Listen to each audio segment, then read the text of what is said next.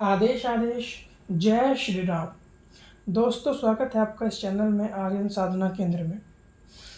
I hope आप सब अच्छे होंगे, आपकी सेहत अच्छी होगी, आपके धन धान्य के भंडार भरे हुए होंगे, महामाया की कृपा से आपकी साधनाओं में सफलता आपको मिल रही होगी और इस अध्यात्म के मार्ग में आप दिन ब दिन आगे बढ़ रहे होंगे।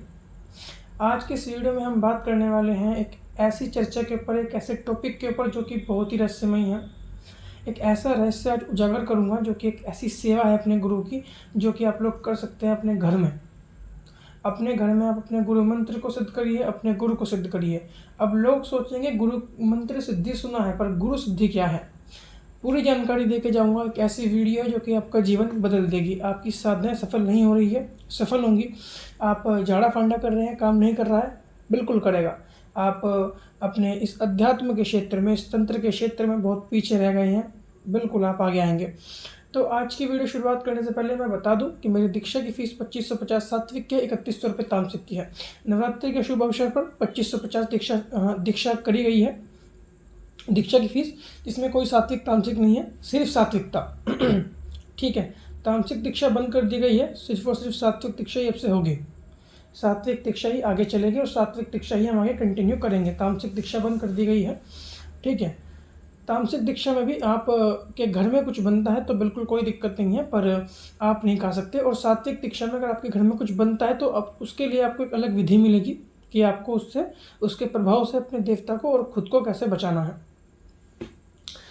और पूछा की फीस मेरी 200 रुपये है। मेरा व्हाट्सएप का नंबर लिखा हुआ आ रहा है, आप इस पर मुझे व्हाट्सएप करके कॉन्टैक्ट कर सकते हैं। पूछा की फीस मेरी 200 रुपये होगी। तंत्र कार्ड की फीस मेरी 3100 रुपये है। इसमें आपके 5 हवन होते हैं। जितने भी आपके ऊपर दिक्कत पुरानी होगी, इतने ही हवन बढ़ जाएंगे। और ट्रांसफ़र की फीस मेरी 61 रुपये है, एक शक्ति की। पूरी जानकारी मेरी ऑलरेडी मेंशन है वीडियोज़ में, आप उन्हें देख सकते हैं। अब चलते हैं अपने टॉपिक की तरफ। बहुत से लोगों ने सुना होगा कि आप गुरु मंत्र की सिद्धि कर लीजिए, और हज़ारों वीडियो ऑलरेडी यूट्यूब पे मेंशन्ड हैं, अपलोडेड हैं कि आप गुरु मंत्र की सिद्धि कैसे कर सकते हैं। इसमें आपको मैं बताऊंगा गुरु मंत्र की सिद्धि भी और अन्य मंत्र की सिद्धि भी और गुरु की सिद्धि भी। वो कौन से कार्य हैं जिसको आप करके अपने गुरुओं की शक्ति प्राप्त कर सकते हैं। आपके गुरु आपको शक्ति ना भी देना चाहें, आपके गुरु आपके ऊपर हाथ ना भी रखें, आपके गुरु आपको शक्तियाँ ना भी प्रोवाइड करना चाहें किसी भी वजह से, लेकिन वो शक्तियाँ आपके पास आएंगी ही आएंगी। वो सब कैसे होगा, इस वीडियो में बिल्कुल पूरी जानकारी दूंगा। पहले बात करते हैं गुरु मंत्र की सिद्धि की, पहले बात करते हैं गुरु सिद्धि की और गुरु मंत्र की सिद्धि की एक साथ। आपको करना क्या है, जब आपके गुरु आपको गुरु मंत्र दें या फिर आप गुरु मंत्र लें और अपने सर पर हाथ रखवाएं, तो आपको सिर्फ इतना करना है कि आपको जो है अपने गुरु के नाम से 2 चप्पल, जिसे बोलते हैं लकड़ी की चप्पल, जिसे बोलते हैं खड़ाऊ, वो लेनी है। ठीक है, उनको स्नान करवाना है। पहले स्नान करवाना है गंगा जल से, उसके बाद स्नान करवाना है दही से, शहद से, घी से, और फिर जो है दूध से, और अपना फिर पानी से आपको उन्हें स्नान करवा के अच्छे से साफ़ करके अपने मंदिर में अपने गुरु स्वरूप में रखनी है कि आज से ये मेरे गुरु हैं। सुबह शाम उन चप्पलों को आपको धूप दिखानी है, धूप दीप अगरबत्ती। आपको सुबह शाम उन पे मत्था टेकना है, उन्हें धोना है, उन पे तिलक करना है। ये कार्य करो सिर्फ। मैं तुम्हें गारंटी के साथ लिख के बोलता हूँ, तुम्हारी साधनाएं सफल नहीं हो रही है, सफल होंगी। तुम्हारे गुरुओं की शक्ति तुम्हें खुद ब खुद मिलना शुरू हो जाएगी। तुम अपने गुरु के दरबार में जाके मत झाँको 1 साल 2 साल, बस अपने गुरु के प्रति इतना प्रेम रखो कि हाँ, मेरे जो हैं मेरे गुरु हैं, क्योंकि गुरु मंत्र सबसे बड़ा मंत्र माना गया है। और अगर गुरु मंत्र सबसे बड़ा मंत्र है तो गुरु भगवान से भी ऊपर है, गुरु का दर्जा भगवान से भी ऊपर है। तो उसके लिए अपने मन में इतना प्रेम रखो कि सब कुछ भूल जाओ, बस अपने गुरु को याद रखो।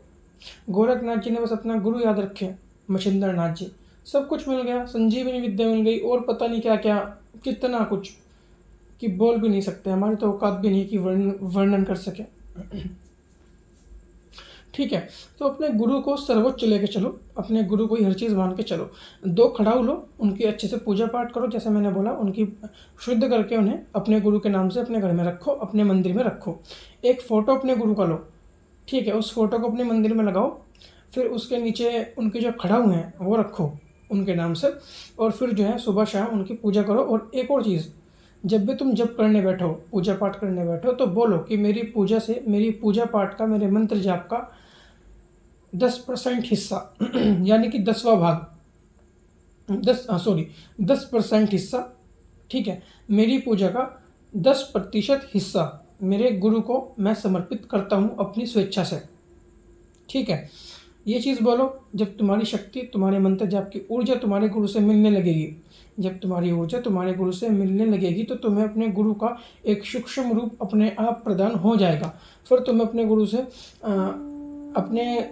से अगर तुम नहीं भी मिलते हो, तुम्हें हर चीज़ के जवाब, तुम्हारी प्रोटेक्शन अपने आप होती रहेगी। गुरु की शक्तियाँ तुम्हारे पास खुद ब खुद आएंगी कि हाँ भाई, हमारा वहाँ पे ऐसे ऐसे है एक शिष्य जो कि हमारे गुरु की, यानी कि जो हमारे भगत हैं उनकी सेवा करता है, उनकी पूजा पाठ करते हैं, तो हमारा फ़र्ज़ है कि हम उसको प्रोटेक्ट करें। बिल्कुल वो प्रोटेक्ट करेंगे आपको।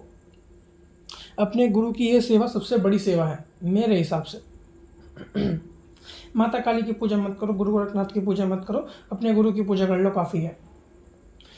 और अपने गुरु को अपने जप का, अपने तप का 10% हिस्सा हमेशा दान करो, क्योंकि जब तुम दान करोगे तो तुम्हारी एक कनेक्टिविटी, तुम्हारी ऊर्जा की कनेक्टिविटी तुम्हारे गुरु के साथ होगी और तुम्हें अपने गुरु से एक सूक्ष्म रूप दान में मिलेगा। अगर वो ना भी देना चाहे तब भी आएगा, अपने आप आएगा, तुम्हें सपने में दिखेगा। जैसे कि देवता का सूक्ष्म रूप, देवता की एक तरंग, देवता का एक अंश आपको मिलता है, वैसे ही अपने गुरु का एक अंश आप प्राप्त कर पाओगे। ये जानकारी यूट्यूब पर आज तक किसी ने नहीं दी, ना कोई देगा, क्योंकि किसी को ज्ञान ही नहीं है गुरु के बारे में। मैं ये नहीं बोलता कि ज्ञान नहीं है, माफ़ करिएगा, मैं सिर्फ इतना बोलूँगा कि लोग पड़े हैं मंत्र सिद्धियों के पीछे। मंत्र की सिद्धि, काली की सिद्धि, भैरव की सिद्धि, फूलमती की सिद्धि, मशान की सिद्धि, डाकिनी की सिद्धि, ठीक है, परियों की सिद्धि, अप्सरा की सिद्धि। कुछ तो इतनी चूतियाँ हैं कि बोलते हैं कि बारिश करवा दो पैसों की, ठीक है।